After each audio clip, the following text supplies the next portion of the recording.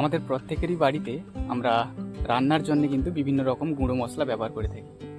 আর এই গুঁড়ো মশলার বেশিরভাগই কিন্তু যে বাজারের যে প্যাকেট জাতীয় গুঁড়ো মশলা সেটাই ব্যবহার করি।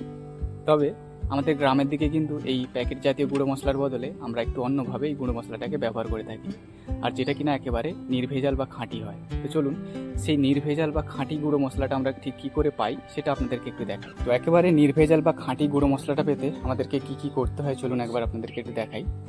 তো প্রথমে কি করতে হয়, এগুলো যেমন দেখুন, এটা হচ্ছে শুকনো লঙ্কা, আর এদিকে রয়েছে শুকনো হলুদ।